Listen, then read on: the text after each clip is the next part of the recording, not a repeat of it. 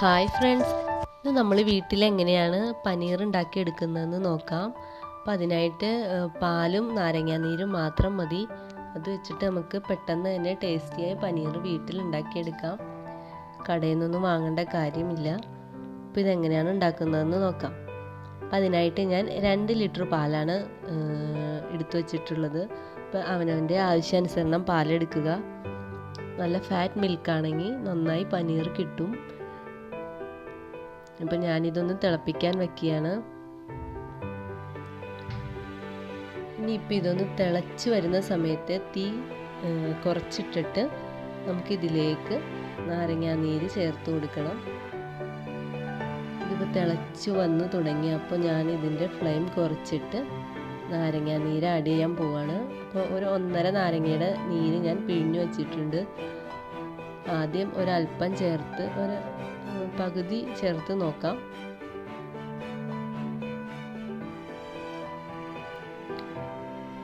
പകുതി നാരങ്ങാനീര് ഒഴിച്ചു കൊടുക്കുകയാണ്. എന്നിട്ടൊന്ന് ഇളക്കി നോക്കുക.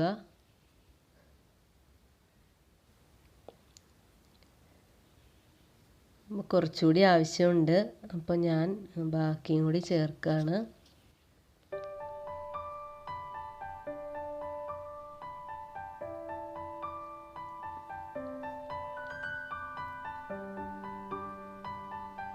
ഇതിപ്പോൾ നാരങ്ങാനീര് അല്ലെങ്കിൽ വിനാഗിരി വെച്ചിട്ടും ചെയ്യാൻ പറ്റും. പക്ഷെ നാരങ്ങാനീരാണ് ബെസ്റ്റ്. അപ്പോൾ പനീർ വേഗത്തിൽ ഉണ്ടാക്കിയെടുക്കാൻ പറ്റും ഇങ്ങനെ ചെയ്യുമ്പോൾ. ഇപ്പോൾ പാല് പിരിഞ്ഞിട്ടുണ്ട്. ഇനിയിപ്പോൾ നമുക്കിത് കുറച്ച് നേരം ഒന്ന് തണുക്കാനായിട്ട് വയ്ക്കാം. അതിനുശേഷം ഞാനിതൊരു അരിപ്പയിലൂടെ അരിച്ച് ഇതിൻ്റെ വെള്ളം മാറ്റിയെടുക്കുകയാണ്. ഈ വെള്ളം കൊണ്ടും നമുക്ക് ചപ്പാത്തി മാവോ അങ്ങനെയൊക്കെ ആ സമയത്ത് ഉണ്ടാക്കുന്നുണ്ടെങ്കിൽ കുഴച്ചെടുക്കാൻ പറ്റും. ഞാൻ എന്നിട്ട് ഇതൊന്ന് അരിച്ചു വച്ചിട്ടുണ്ട്. ഇനിയിപ്പോൾ നമുക്ക് ഞാൻ ഇതുപോലെ ഒരു അരിപ്പപാത്രം എടുക്കുകയാണ്. ഇതിൻ്റെ അടിയിൽ ഒരു ചെരുവം വച്ചിട്ടുണ്ട്.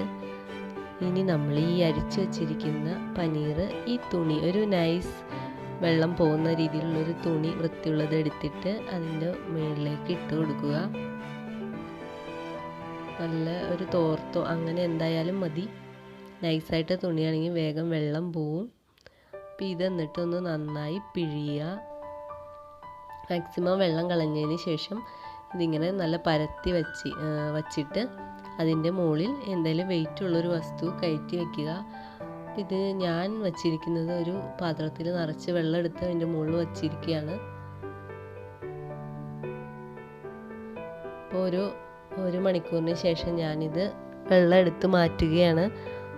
ഇപ്പോൾ ഇതിലുള്ള വെള്ളം എല്ലാം ഈ അരിപ്പ പാത്രത്തിലൂടെ പോയിട്ടുണ്ടാവും. പനീർ നല്ല ഹാർഡായിട്ട് നല്ല രീതിയിൽ കിട്ടിയിട്ടുണ്ട്. ഇത് ഏകദേശം ഒരു 400-500 ഗ്രാമിൻ്റെ ഇടയ്ക്ക് ഒരു 2 ലിറ്റർ പാലിൽ നിന്ന് കിട്ടിയിട്ടുണ്ട്. ഇനിയിപ്പോൾ നമുക്കിത് കട്ട് ചെയ്ത ആവശ്യാനുസരണം ഉപയോഗിക്കാം. അതുപോലെ ഫ്രീസറിൽ വച്ചിട്ട് ആവശ്യമുള്ളപ്പോൾ ഉപയോഗിക്കാം. പലതരം കറികളും അതുപോലെ സ്നാക്സൊക്കെ ഉണ്ടാക്കാൻ ഉപയോഗിക്കാം. കുട്ടികൾക്കൊക്കെ വളരെ ഇഷ്ടപ്പെടും. നല്ല രീതിയിൽ പനീർ കിട്ടിയിട്ടുണ്ട്. എല്ലാവരും ഇതുപോലെ ട്രൈ ചെയ്യുക. വളരെ ഈസിയാണ്. ഈ വീഡിയോ ഇഷ്ടപ്പെട്ടാൽ എല്ലാവരും ലൈക്ക് ചെയ്യുക, സബ്സ്ക്രൈബ് ചെയ്യുക.